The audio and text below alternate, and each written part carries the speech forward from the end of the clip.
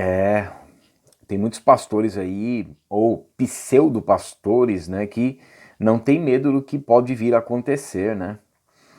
O apóstolo Paulo fala que não se pode lançar outro fundamento, né, e o fundamento é Cristo, a sua palavra é a completude do Evangelho, e nós vamos ver a completude do Evangelho e nós não vemos, né, nós temos, por exemplo, dois modelos de pastores a seguir. O primeiro é o próprio Cristo, Deus encarnado, e que vivia para o sustento, né? Tudo aquilo que se recolhia era para o sustento. O Filho do Homem não tinha onde reclinar a cabeça. Nós temos um outro modelo, que é imitador de Cristo, que é o apóstolo Paulo. O apóstolo Paulo nós encontramos, por exemplo, aqui em Atos, né? No capítulo 18, o apóstolo Paulo, o ofício dele, no versículo 3, ele fabricava tendas, ele tinha um ofício. Nós encontramos a descrição aqui das ofertas para aqueles que administram o altar do Senhor, e que nós não vemos esse ajuntamento, né, de riquezas. Nós vemos que nesses dias do apostolado, e do início da igreja, tinha conforto, tinha carruagens, tinha ouro, tinha prata e em abundância. Mas nós não vemos nenhum dos apóstolos ou nenhum dos pregadores, e até no decorrer da história da igreja, nós vemos o conde de Zinzendorf, por exemplo, um dos líderes moravianos, se desfazendo da sua riqueza. Nós vemos os líderes, né, dos valdenses, Pedro Valdos, né, nós vemos no decorrer da história, Hudson Taylor, todos eles deixavam, né, o conforto que tinham na Inglaterra, por exemplo, e iam servir na China, interior da China, né, Hudson Taylor, Jonathan Goldford, né, com sua esposa Rosalind Goldford, evangelizaram também o interior da China. William Carey, né, o Guilherme Carey, que tem essa variante, ele evangelizou a Índia, né, traduziu a Bíblia para um terço do planeta, e nós não vemos essas pessoas desfrutando de riquezas, de bens materiais. O próprio Lutero, ele recolhia o valor dos livros, né, das traduções da Bíblia, né, e ele só recolhia o valor para a gráfica, para mais produção. Nós não vemos essas pessoas desfrutando, né? Enfim, a Dona Irã Judson, George Miller, que não pediu um centavo de oferta, só conseguiu por meio de oração para edificar orfanatos. Nós não vemos nada disso no período apostólico na história da igreja. Não estou aqui entrando nem na questão do dízimo, porque nós não vemos o dízimo no contexto neotestamentário. A prática do dízimo hoje, dentro das igrejas evangélicas, podem gostar ou não gostar, ela é totalmente antibíblica. Não estou falando que o dízimo é antibíblico. Eu vou dar um exemplo. Antes da lei, porque eles dizem assim, mas o dízimo é anterior à lei. Antes da lei, tinha o sábado, a circuncisão e o levirato. Antes da lei. E o dízimo. Então, por que só o dízimo hoje nós observamos? Porque as outras coisas eram figuras daquilo que viria, né? Ou seja, de Cristo. E por que o dízimo não pode ser, né? 4 passagens no Novo Testamento falam sobre o dízimo. Lucas 11, que é uma repetição de Mateus 23, em que Jesus desfere 8 ais contra a cúpula religiosa e política de Israel, e que ele fala que eles davam, 23 de Mateus, eles davam dízimo do endro, cominho, hortelã. O dízimo sempre foi alimento na Bíblia. Não vou entrar na questão do dízimo aqui, que são muitas coisas a serem observadas. Mas o dízimo sempre foi alimento, nunca foi dinheiro, a não ser em Deuteronômio 14, que se revertia para dinheiro, porque se o local fosse muito longe, onde o Senhor designasse, e mesmo assim, chegando lá, eles transformavam aquele dinheiro também em alimento novamente, todos comiam ali. O dízimo tinha uma função específica para o sacerdócio levítico. Aí alguns podem dizer assim, não, mas aí hoje é para os sacerdotes, para os pastores. O problema, o grande problema, é que em 1 Pedro capítulo 2, versos 5 e 9, toda a igreja foi feita uma nação sacerdotal, uma raça eleita, não são só os pastores.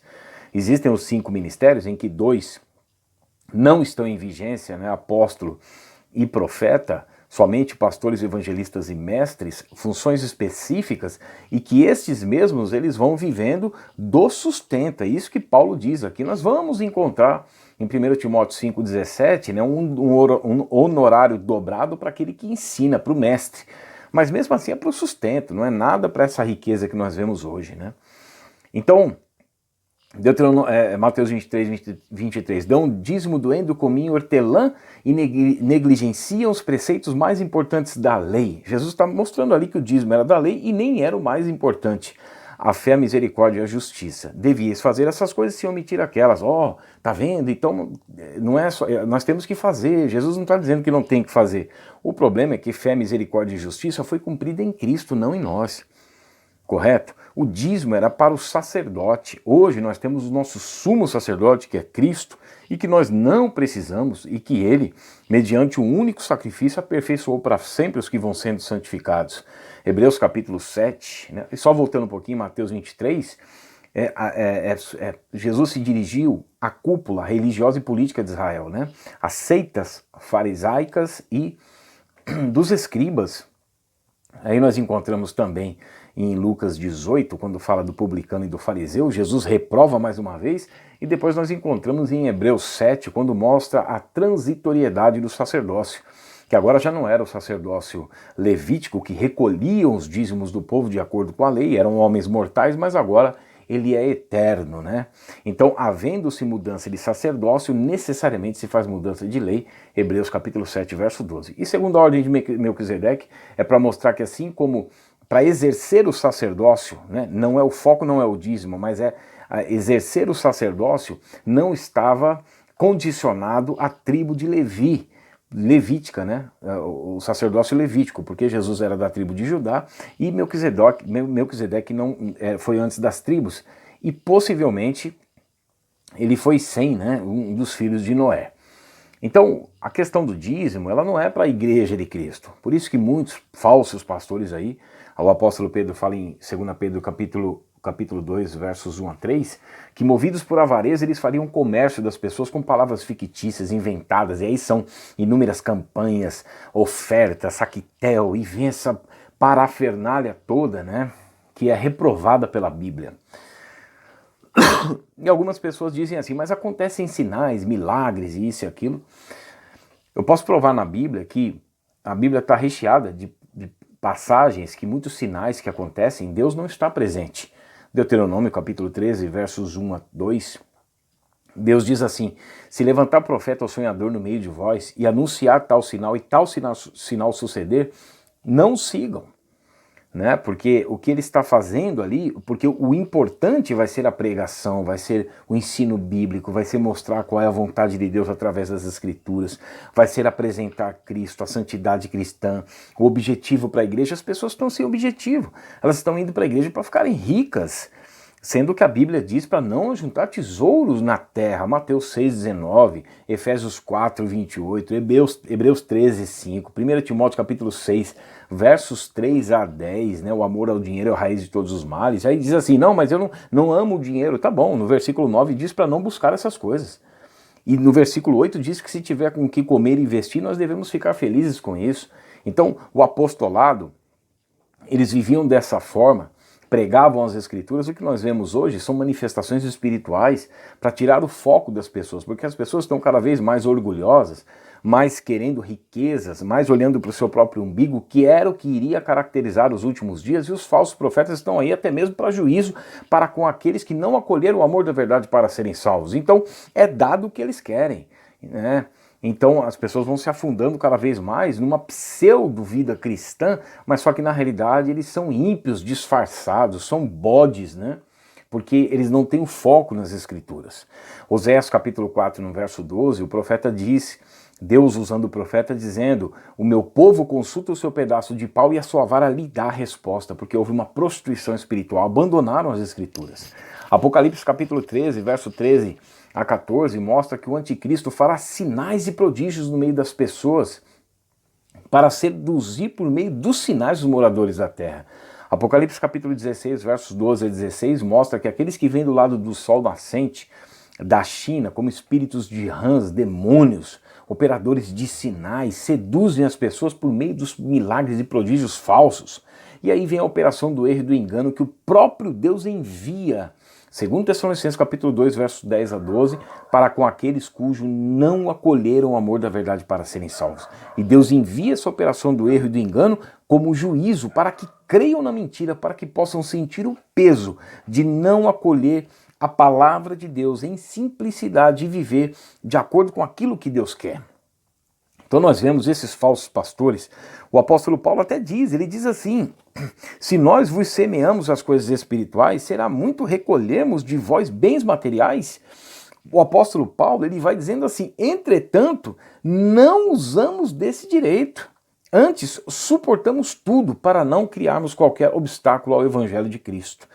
E aí o apóstolo Paulo vai dizendo, meus irmãos, veja bem, não sabeis vós que os que prestam serviços sagrados do próprio templo se alimentam, e quem serve ao altar, do altar tira o seu sustento. Assim ordenou também o Senhor aos que pregam o evangelho que vivam do evangelho. Não é pecado o pastor ter um salário, mas esse salário do pastor será condicional à sua família, à estrutura. O pastor ele pode ter muito bem um carrinho popular para ir visitar um membro, para ir no hospital, para levar membros para a igreja. Ele não precisa ter uma BMW, ele não precisa usar anéis de ouro. Isso é proibido, meus irmãos.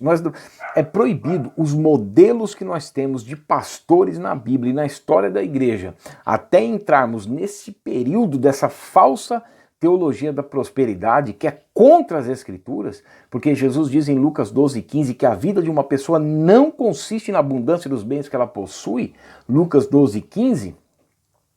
Então, é falsa essa pregação de que você tem que ficar rico. Olha, nós fomos chamados para servir a Deus como uma nação sacerdotal.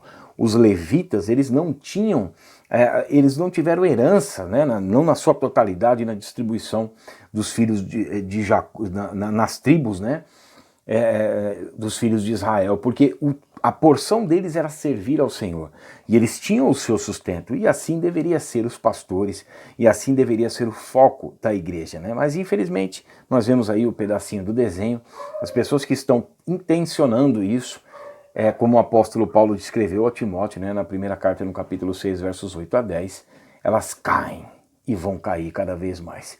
Que possamos verdadeiramente voltar às Escrituras. Amém? Deus abençoe.